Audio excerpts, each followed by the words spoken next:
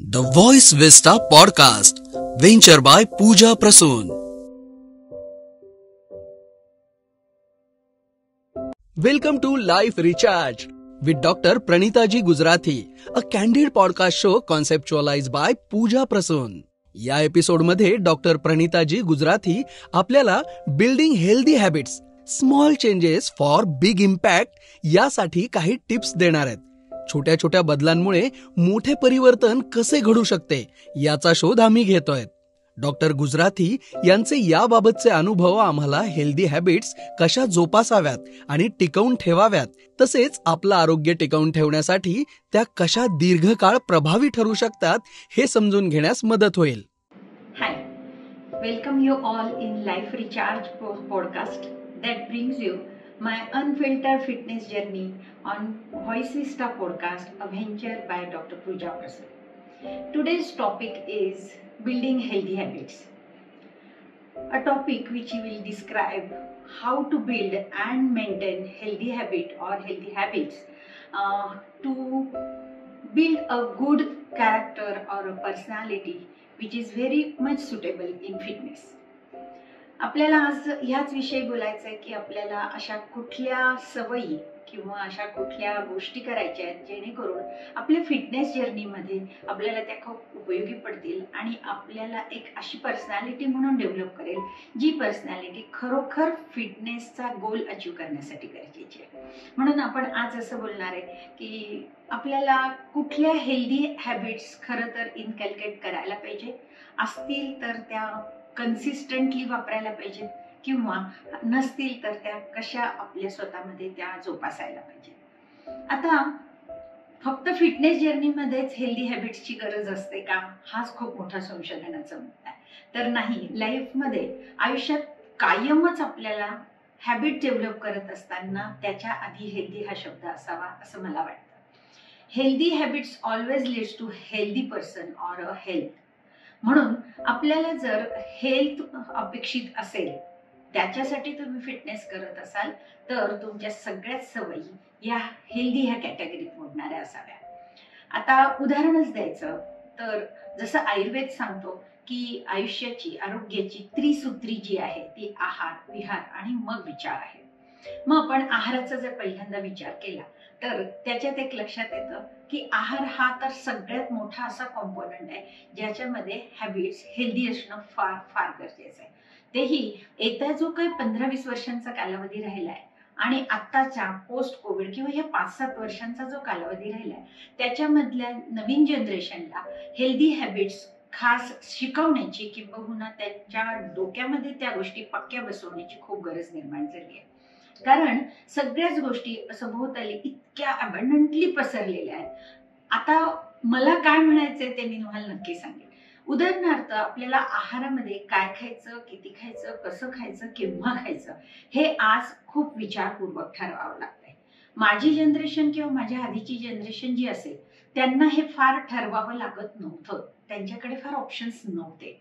उदाहरणार्थ सगळ्या साधारण कुटुंबांमध्ये एक सारखा स्वयंपाक बनायचा, सगळ्या कुटुंबांमध्ये सगळ्या व्यक्ती घरीच जेवण करायच्या, घरच्याच वस्तू शिजवलेल्या खायच्या, डब्यात नेऊन देखील घरच्याच गोष्टी खाल्ल्या जायच्या. अगदी तुम्हाला आठवत असेल, जर तुम्ही माझ्या वयाचे असाल तर तुम्हाला आठवत असेल तुमच्या शाळेतल्या ज्या सहली झाल्या असतील त्या सहलीत सगळ्यांचा डबा सुद्धा एकसारखा असायचा. बटाट्याची भाजी आणि पोळी आणि फार लक्झरी असेल तर पुरी. म्हणजे एकच होतं की त्यावेळेस इतके जास्त ऑप्शन्स ओपन नव्हते की ज्याच्यामुळे तुम्हाला खूप चॉईसेस करायला लागतील. ठराविक भाज्या मिळायच्या, सीझनल फ्रुट्स मिळायचे. असं नाही की 12ही महिने वॉटरमेलन मिळायचं आणि 12ही महिने सीताफळ मिळायचं. हे अशा परदेशी नॉव्हेल्टी असलेली फळं मिळायची नाहीत. अगदी मोठ्या शहरांमध्ये राहणाऱ्या लोकांना सुद्धा सीझनल फ्रुट्स मिळायचे, त्याच्यामुळे त्या सीझनमध्ये ते फ्रुट्स आणायचं, तेच खायचं. सगळीकडे स्मार्ट टीव्ही किंवा स्मार्ट गॅझेट्स नव्हते, आत्ताचा इंटरनेटचा जमाना नव्हता. तेव्हा तो एक खूप आपण काय म्हणू ब्लेस्ड कालावधी होता. त्या कालावधीमध्ये त्याच्यामुळे सगळ्यांची जेवण झाल्यानंतर झोपणं हा एक महत्वाचा कार्यक्रम असायचा आणि त्याच्यामुळे लोक वेळेवर झोपायची, झोप झाल्याने वेळेवर उठायची आणि रात्रीची निरोगी 8-9 तासाची झोप काढलेली सगळ्या व्यक्ती दिवसा सुद्धा खूप निरोगी राहायची आणि या व्यक्ती सगळ्या सायकोलॉजिकली खूप स्टेबल राहायच्या, जागरण न घडल्यामुळे खूप स्टेबल राहायच्या. या सगळ्या गोष्टीचा त्या जनरेशनने खूप पुरेपूर त्यांना फायदा मिळाला. उदाहरणार्थ त्यांना त्यांचे छंद जोपासायला खूप वेळ मिळाला. जर कोणाला वाचन करायचं असेल तर त्याला खूप वेळ मिळायचा, लिखाण करायचं असेल तर वेळ मिळायचा. आपले छंद जोपासताना डान्स असो, चित्रकला असो, गाणं असो, कुठल्याही गोष्टींना भरपूर वेळ मिळत होता.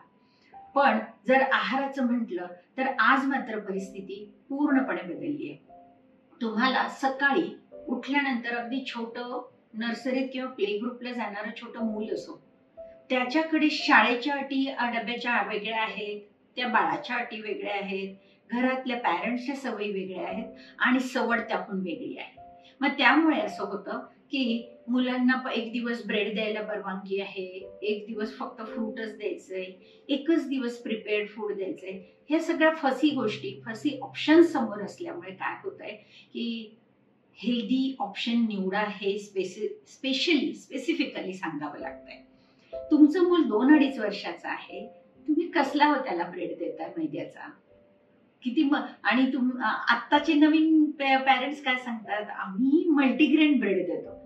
खरंच तुम्हाला खात्री आहे का त्या मल्टीग्रेन लेबल केलेल्या ब्रेडमध्ये मल्टीग्रेनच आहेत आणि ते खरंच हेल्दी आहे? आणि असं प्रत्येक ग्रेन त्यात वापरले जे तुमच्या मुलाच्या पोटाला पचतंय 2 वर्षाच्या, त्याच्या कोठ्याला पचतंय, त्याला पचतंय, त्याचं पोट साफ होतंय? नाही, याचा अभ्यास करण्याची वेळ असते. म्हणजेच हेल्दी ऑप्शन निवडताना आपल्याला कुठले पॅरामीटर्स लावायचे आहेत, तर बाहेर काय अवेलेबिलिटी आहे तो पॅरामीटर नाही लावायचा आहे, तर पॅरामीटर हेल्थचा लावायचा आहे. की माझं मूल इतर मुलांसारखं खाण्यामध्ये तयारीचं आहे का, त्याला सगळं पचतं का, त्याला सगळं झेपतं का, त्याला आवडतं का, आणि आपण त्याला त्याची आवड लावली आहे का. तुम्ही जर त्याला ब्रेडची आवड लावली तर तो ब्रेड मागेल, पण तुम्ही त्याला पोळीची आवड लावली तर पोळी लावेल. त्याला शाळेत सुद्धा पोळी खाण्याला जर एन्करेजमेंट मिळाली तर तो पोळी खाईल. पण जर तुम्ही तिथे त्याला ब्रेड खायला, इडली खायला, सकाळी सकाळी पावाबरोबरचे डिशेस खायला जर सवय लावली तर त्याला पोळी कशी आवडेल बरं? तुम्ही त्याला सकाळी सकाळी नूडल्स, मी स्मार्ट ह्या ज्या नवीन काय म्हणू इंटरनॅशनल स्कूल्स आहेत त्यांचे जे ब्रेकफास्टचे मेनू आहे ना स्वतः बघितलेले आहेत. त्यांचे 8 दिवसाचे मेनू बघितलेले. त्याच्यात एक दिवस महाराष्ट्रीयन म्हणून मिसळपाव, दुसऱ्या दिवशी चायनीज, तिसऱ्या दिवशी साऊथ इंडियन. खरंच का पण 8 वाजता हे खातो? नाही. मग आता मला सांगा, 8 वाजता सकाळी जेव्हा रात्रीचं पोट साफ झालेलं आहे की नाही याची गॅरंटी नाही, अशा प्रत्येक व्यक्तीला हलका फुलका nutritious, high protein, high fibre असा जो काय आहार पाहिजे, हेल्थ ज्यांना पाहिजे आहे किंवा ज्यांना फिटनेसमध्ये जर्नी करायचा आहे त्यांना तर हाय प्रोटीन आणि हाय फायबरचाच ब्रेकफास्ट हवाय. तिथे ह्या गोष्टी नाही ना बसत. म्हणून तर लहानपणापासून ह्या मुलांना बिचाऱ्यांना ढेरी मिळतीये, हाच शाप मिळतो. म्हणून आपल्याला चूज करताना हेल्दी ऑप्शन चूज करायचे. मग कदाचित तुम्हाला त्याच्यामध्ये शाळेचा ब्रेकफास्ट सुद्धा नाकारायचा आहे. तुमच्या मुलाचं पोट हलकं राहिलं तर तो चांगला खेळेल, तो चांगला खेळला तरच त्याचं फिटनेस मेंटेन होणार आहे. आता हे झालं लहान मुलांची गोष्ट. मोठी जी मुलं आहेत कॉलेज गोईंग, त्यांच्यामध्ये तर आता टिफिन घेऊन जाण्याची फॅशनच संपली आहे. टिफिन हा आईने केलेल्या भाजी पोळीचा टिफिन असायचा. त्यावेळेस तुम्हाला जे काही कंपल्सरी तुमचं स्टेपल फूड आहे ते तुमच्या पोटात जातच होतं. पण आता साधारण 9वी-10वी पासून 11वी-12वीची मुलं किंवा इंजिनिअरिंग, मेडिकल कुठलेही 8-10 तास कॉलेज असणाऱ्या कॉलेजेसची मुलं बिलकुल टिफिन नेण्याच्या फंदात पडत नाही, because they have another options. त्यांच्या कॉलेजमध्ये कॅन्टीन्स आहेत. त्या कॅन्टीन्समध्ये अशाच प्रकारचे वेगवेगळ्या डिशेस अवेलेबल आहेत. त्याच्यात खूप डीप फ्राईड गोष्टी आहेत. फ्रेंच फ्राईज मिळतात. मुलं कोक घेतात, फ्रेंच फ्राईज घेतात, तेवढ्यावर भागतं. ज्यांचं बजेट नाही ते वडापाव घेतात, दाबेली घेतात, त्यांचं भागतं. काही मुली फक्त कोल्ड कॉफी पितात आणि फिगर मेंटेन करण्याच्या नावाखाली काही खात नाही, त्यांचं चालू आहे. पण मग हे हेल्दी ऑप्शन नक्कीच नाहीयेत. तुम्हाला कळत असेल healthy option in eating habit हे कसे निवडायचे. तर चला आपण एक रिव्हिजन करूयात की कसे निवडायचे. तुम्हाला दिवसा जर तुमच्या बॉडीचं पोषण नीट व्हायचं हवं असेल तर तुम्हाला न्यूट्रिशनची डेफिनेशन फुलफिल करणारा ब्रेकफास्ट हवाय, किंवा दुपारचं लंच देखील तसं हवंय. तुम्ही महाराष्ट्रीयन असाल तर तुमचं दुपारचं लंचमध्ये वरण भात भाजी पोळी असावी. तुम्ही साऊथ इंडियन असाल तर तुम्ही इडली डोसा खा, तुम्ही सांबार खा, नारळाची चटणी खा. तुम्ही पंजाबी असाल, तुमचा आहार उत्तम असेल तर तुम्ही खा पराठा, प्या लस्सी. तुम्हाला तुमचं स्टेपल फूड म्हणायचंय, आम्ही म्हणतो ते खा असं आमचं म्हणणंच नाही. परंतु शास्त्राने सुद्धा सांगितलं की जो प्रदेश आहे, जी तुमची भाषा आहे, ज्या तुमच्या चालीरीती, ज्याच्यावर तुम्ही जेनेटिकली वाढलेला आहात, त्या गोष्टी तुम्हाला सात्म्य असतात. सात्म्य म्हणजे ऍक्सेप्टेबल फ्रॉम युअर बॉडी असतात आणि ते लहानपणापासून त्या मुलांना तेच पचत असतात. तर त्यामुळे तुमच्या हेल्थची जर राखण तुम्हाला करायची असेल तर तुम्ही अशा फसव्या प्रलोभनांना बळी नको पडायला. तुम्ही तुमच्या कॉलेजला जाणाऱ्या मुलाला हे शांतपणे समोर बसून समजावून पण दिलं पाहिजे आणि त्याला त्याच्या आधीच या सवयी लावलेल्या पाहिजेत की आपण जर कॅन्टीनचं रोजच खाल्लं तर आपल्या पोटाची काय वाट लागणार आहे किंवा आपल्या हेल्थचं रक्षण कसं होणार नाही. मला सांगा की अख्खा वडापाव खाल्ल्यानंतर त्याच्यातनं काय न्यूट्रिशन मिळणार आहे, परंतु भूक नक्की मरणार आहे. त्या रिसायकल केलेल्या तेलात, त्या तेलामध्ये जे ट्रान्स फॅट आहे त्याच्यामुळे कोलेस्ट्रॉल किती वाढणार आहे. ती व्यक्ती काय रोज सकाळी उठून पळू शकणार आहे किंवा सायकल चालवू शकणार आहे? नक्कीच नाही. आणि शिवाय एवढं करून संध्याकाळी पाय दुखतायत, लवकर झोप येतं, झोपच येते, थकायलाच होत. सकाळपासून जर तुम्हाला व्हिटॅमिन्स मिळाले नाहीयेत, तुम्हाला मिनरल्स मिळाले नाही, प्रोटीन्स मिळाले नाहीये, फक्त कुठेतरी फॅट आणि कार्ब्स मिळालेले, तर तुमची दिवसाची न्यूट्रिशनची गरजच फुलफिल होत नाही. मग अशा वेळेस हे ऑप्शन्स अनहेल्दी ठरतात.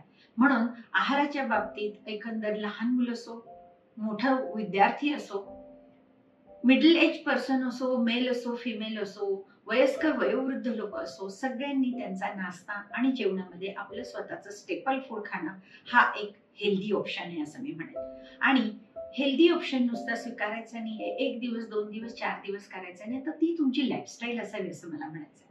तुम्ही once in a blue moon कधीतरी कॅन्टीन मध्ये खाल्लं ते समजूच शकतं की महिन्यात एखाद्या वेळी खाल्लं, परंतु रोज उठून मॅगी खाणारी मुलं मला माहिती आहेत आणि हा मुलगा कुठल्याही खेळात भाग घेत नाही म्हणून त्याचेच आई वडील आम्हाला डॉक्टर म्हणून कंप्लेंट करायला येतात. तेव्हा मला त्या मुलाशी काहीच बोलायची इच्छा होत नाही. मला असं वाटतं की तुमच्या घरात ज्या वेळेस तुम्ही रोजच मॅगी शिजवता तेव्हा तुम्ही काय विचार करता? तुमची पण हेल्दी हॅबिट चूज करताना चूक झाली असं तुम्हाला नाही वाटत का? आणि मला त्या पॅरेंट्सना सगळ्यांना सांगायचं आहे, तुमच्या घरातनं 1 दिवस हिंमत करून तुम्ही ती मॅगी हद्दपार करण्याची हिंमत ठेवा. तुम्ही ती मॅगी हद्दपार करा. ते मैद्याचे गोळे, ते चिकटू नये म्हणून त्याला काहीतरी असं फॅट लावलेलं आहे की जे सुटे सुटे त्याचे नूडल्स होतील. ते पोटात किती तास किती दिवस पचतात हे जरा वाचन करा. ते पचण्यासाठी किती जास्त वेळ वाया घालतोय शरीर, त्याच्यामुळे काहीच खाऊ शकत नाही. त्याचे मसाले तुम्हाला टेम्पटिंग का वाटतात, ते खावंसं का वाटतं आणि ते खाल्लं रोजच तर त्या चवीच्या सवयीमुळे तुम्हाला वरण भाताची साध्या खिचडीची चव कशी लागेल बरं? तुम्ही जर कुरकुरे खाल्ले, रोज पॅक फूड मधले वेफर्स खाल्ले, फरसाण खाल्लं, तर तुम्हाला तुमच्या घरामध्ये होणाऱ्या कोबी फ्लॉवरच्या भाजीची चव कशी लागेल बरं? नक्कीच नाही ना. म्हणजेच पहिल्यांदा तेव्हा तुम्ही जो ऑप्शन म्हणून निवडलाय, आम्ही ट्रेन मधनं आता मध्यंतरी प्रवास करत होतो, तर चांगला 16-18 तासाचा प्रवास होता आणि आम्हाला परत येताना तर काही आपल्या घरचा डबा नसतो, म्हणून आम्ही दुपारी उशिरा जेवण केलं. दुपारी 1-1:30 ला जे जेवण करायचं, 4 ची ट्रेन म्हणून आम्ही 3 वाजता जेवण केलं आणि 4 वाजता ट्रेन मध्ये बसलो.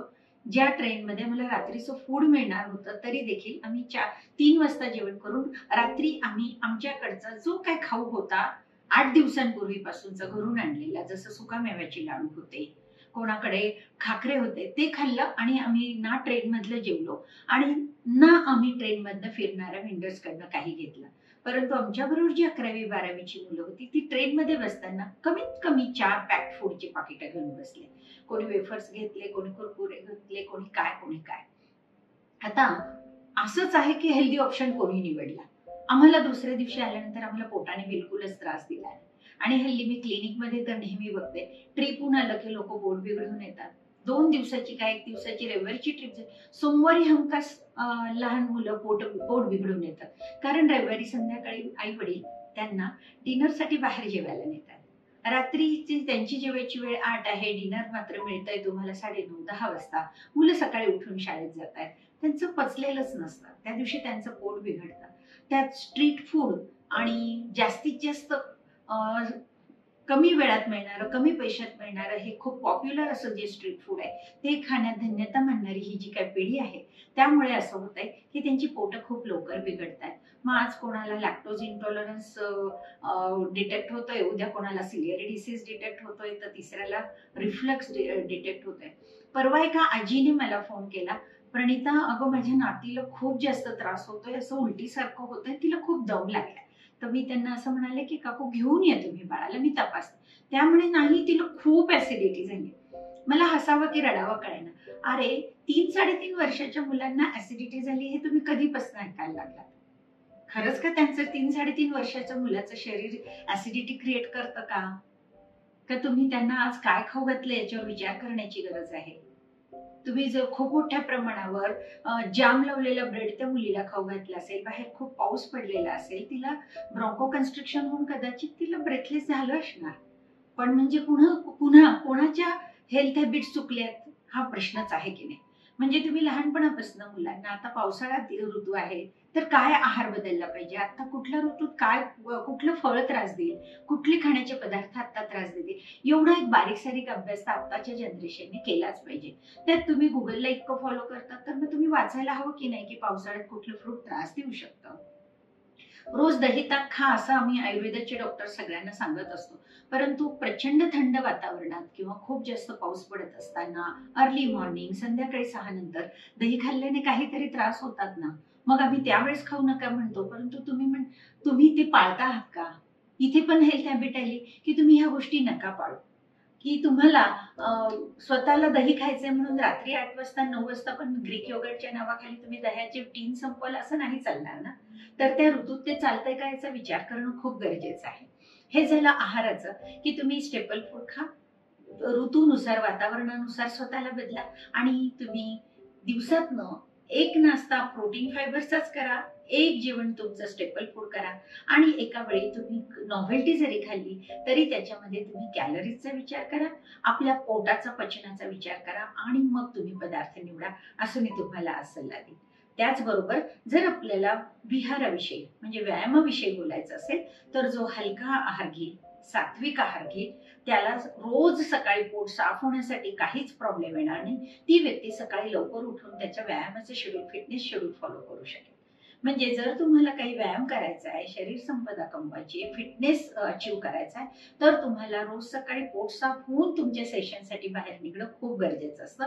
म्हणून तुम्हाला तुमचं रात्रीचे खाण्याचे पदार्थ निवडणं हे खूप गरजेचं आहे. तुमच्या आहारामध्ये जर हाय फायबर डाएट असेल, तुमचं भरपूर भाज्यांचा संबंध असलेलं, रात्री सूप वगैरे जर तुम्ही घेतलेलं असेल, जास्तीत जास्त भाज्या टाकून केलेली सालीच्या मुगाच्या डाळीची खिचडी सारखी गोष्टी असतील, एखादं सूप आणि एखादं सॅलड आणि विथ प्रोटीन असं असेल, तर ते तुम्हाला हेल्थ पण प्रोव्हाइड करेल आणि तुम्हाला दुसऱ्या दिवशीच्या तक्रारी पण निवारण करेल.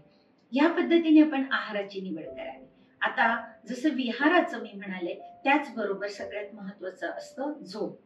झोपेच्या बाबतीत आज तर हा खूप मोठा फुल लेंथचा टॉपिक आहे. झोप केव्हा झोपावं, किती तास झोपावं, रात्रीची झोप किती महत्वाची आहे, हे खूप महत्वाचे डिस्कशनचे विषय आहे. आता असं आहे की तुम्ही लवकरात लवकर झोपायला हवं. शास्त्राने तर सूर्यास्तानंतर म्हणजे अंधार पडल्यानंतरच झोपायला सांगितलंय. परंतु काळाच्या नुसार, काळाची गरज म्हणून आपण अगदी 7-8 वाजता झोपू शकत नाही आहोत. तेव्हा देखील तुम्हाला ऍज अर्ली ऍज पॉसिबल झोपण्याची गरज आहे रात्री. आणि त्याच्यानंतर तुमची 8 ते 9 तास रात्री घेतलेली एक पीसफुल झोप होणं गरजेचं आहे. आणि त्यामुळेच तुम्ही सकाळी लवकर उठणं, जे ब्राह्मी मुहूर्ती उत्तिष्ठेत आम्ही म्हणतो, किंवा तुम्हाला सूर्योदयापूर्वी 1.5 तास उठून आणि तुमचं फिटनेस सेशनसाठी तुम्हाला प्रयत्न करायला हवेत. हे जे काही आमचा सल्ला आहे हा तेव्हाच पॉसिबल आहे जेव्हा तुम्ही 8-9 तासाची रात्री घेतलेली झोप झालेली असेल. म्हणजे तुम्हाला रात्री लवकर झोपण्याची सवय अंगीकारणं खूप गरजेचं आहे. जर तुम्हाला सवय नसेल तर ती सवय लवकरात लवकर लावून घेण्याची गरज आहे. आता साधी गोष्ट आहे की आजच्या जमान्यातली ही जी यंग जनरेशन आहे, कोणी युएस शेड्यूल नुसार काम करतं, कोणी स्पेसिफिक वेळा फॉलो करतं. काहींच्या मीटिंग रात्री 1ला सुरू होतात, काहींच्या मीटिंग 2ला रात्री संपतात. काल माझ्याकडे एक पेशंट आली होती, ती मला सांगत होती की डॉक्टर मैं सुबह सुबह सोती हूँ, 5-6 बजे के बाद ही सोती हूँ. तो आई आस्क्ड हर कि आप यूएस टाइमिंग से काम करते हो क्या? नहीं, बोले मेरा काम रात को 2 बजे खत्म हो जाता है, लेकिन मैं शांत होके मुझे नींद आने के लिए उसके बाद में 2-3 घंटे लगते हैं. उसके बाद में मुझे नींद आती है तो मैं कैसे 11 बजे के पहले सो के उठ सकती हूँ? कैसे मैं अर्ली मॉर्निंग ये कुछ आप बता रहे वो मेडिसिन ले सकती हूँ. तिच्या अडचणी माझ्या लक्षात आल्या, परंतु आता इतका उशीर झालेला होता. तिने तिच्या लाईफच्या चॉईसेस घेतलेल्या होत्या, तेव्हा तिने तिच्या हेल्थचा काहीच विचार केला नव्हता. आज मोठे मोठे डिग्रीज आहेत मुलींकडे. ग्लोबलायझेशनमुळे अगदी जगभर नोकऱ्या मिळत आहेत. तुम्हाला तुमच्या अपॉर्च्युनिटीज खूप ओपन आहेत. तुम्हाला त्याच्याबद्दल तुम्हाला मॉनिटरी फायदे पण खूप आहेत. परंतु तुमच्या हेल्थचा जर विचार केलेला नसेल तर मात्र तुम्ही लँडअप होतात. मायग्रेन, ऍसिडिटी, उलट्या, दिवसा रेस्टलेस असणं, कशात एनर्जी न वाटणं, बेसिक विटॅमिन्सच्या मिनरल्सच्या डेफिशियन्सी डेव्हलप होणं, लिव्हरचं डायजेशन रात्रीचं जे काम चालतं ते काम न झाल्यामुळे खूप लवकर फॅटी लिव्हर डेव्हलप होणं, liver enlargement, alcoholic fatty diseases, liver diseases किंवा नॉन अल्कोहोलिक लिव्हर डिसीजेस, हे आजार खूप जास्त कॉमन झालेले.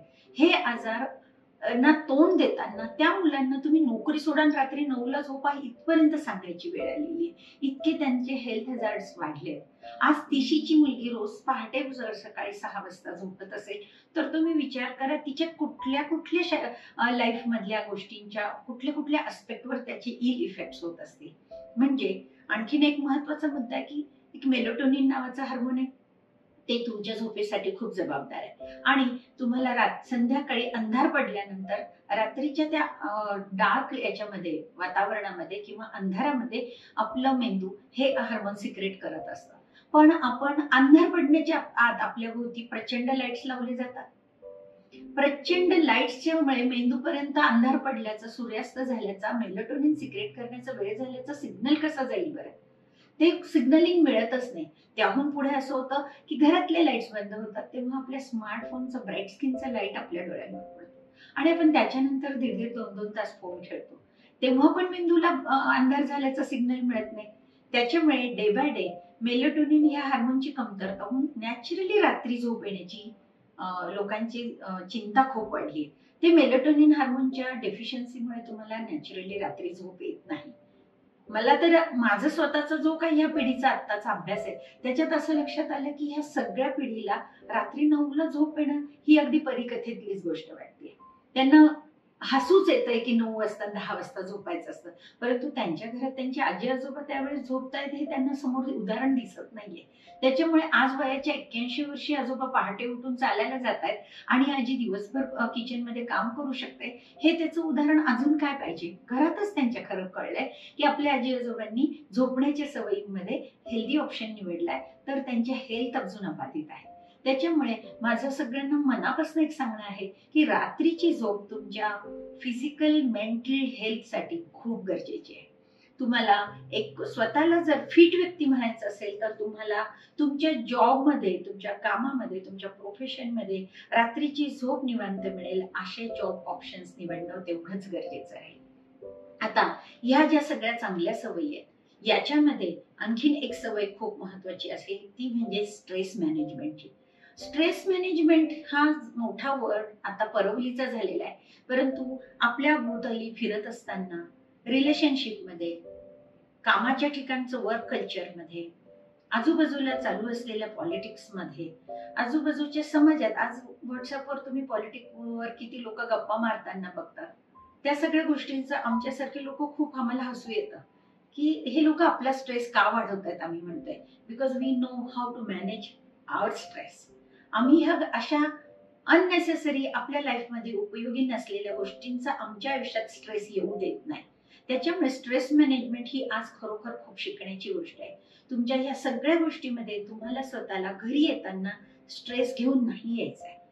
ऑब्व्हियस स्ट्रेस जे आहे की मला 12 तास काम करायचंय, मला इतकं जॉब कम्प्लीटच करायचंय, मला एवढा अभ्यास करायचा, माझी एक्झाम आहे, माझी मॅरेथॉन जवळ आली, मला प्रॅक्टिसच करायची, असे जेव्हा तुम्हाला ऑब्व्हियस टेन्शन्स आहेत, ऑब्व्हियस स्ट्रेस आहेत, तेव्हा ते मॅनेज करण्यासाठीच्या पण आपण युक्त्या करायला पाहिजे. जसं आपण रोज प्राणायाम करतो, मेडिटेशन करतो, हार्टबीट्स नॉर्मल राहण्यासाठी, हृदयाची गती शांत, संयत आणि नियमित चालण्यासाठी आपल्याला ह्या सगळ्या सवयीची खूप गरज आहे. म्हणजे असं नाहीये की प्राणायाम आणि मेडिटेशन ही वयस्कर लोकांनी करण्याची गोष्ट आहे, तर ही जेवढ्या लहानपणी तुम्ही मुलांना शिकवाल तेवढी ती खूप गरजेची आहे. अननेसेसरी आज 8वी 9वीच्या मुली क्लिनिकमध्ये येतात, डॉक्टर मला हिला पॅनिक अटॅक आला, हिला तपासा.